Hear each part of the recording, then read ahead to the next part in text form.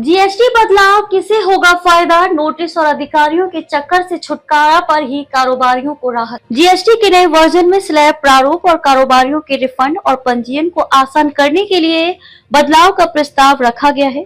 लेकिन इस प्रस्ताव में छोटी छोटी गलती पर कारोबारियों को नोटिस भेजना और फिर उनका जीएसटी अधिकारी और कार्यालय के चक्कर लगाने की परंपरा को समाप्त करने को लेकर कुछ नहीं कहा गया है।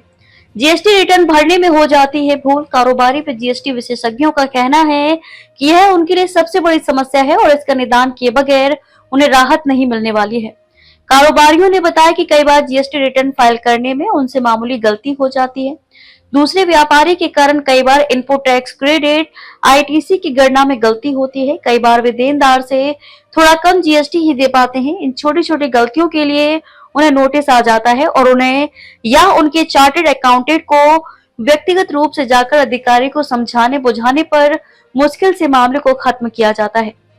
नोटिस सैकड़ों कारोबारियों को भेजे जाते हैं। इस प्रकार के नोटिस सैकड़ों कारोबारियों को भेजे जाते हैं। जीएसटी एक्सपर्ट और chartered accountant CA Praveen Sharma ने बताया कि नोटिस आने पर कारोबारी अगर मेल से या डाक के माध्यम से जवाब भेजते हैं तो उसे अधिकारी नहीं पढ़ते हैं। बिना अधिकारी के पास गए मामले का निपटान नहीं हो सकता है।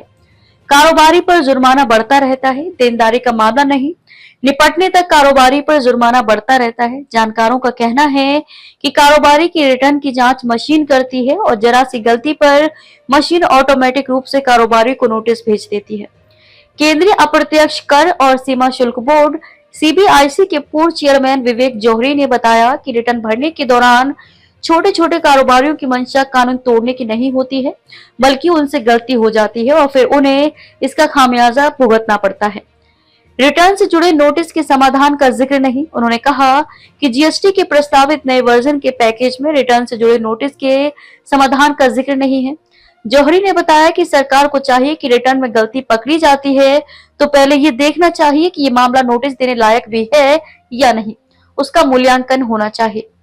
ऑटो डीलरों का कहना है कि 1200 सीसी से कम क्षमता इंजन वाली कार पर 18% जीएसटी लगेगा।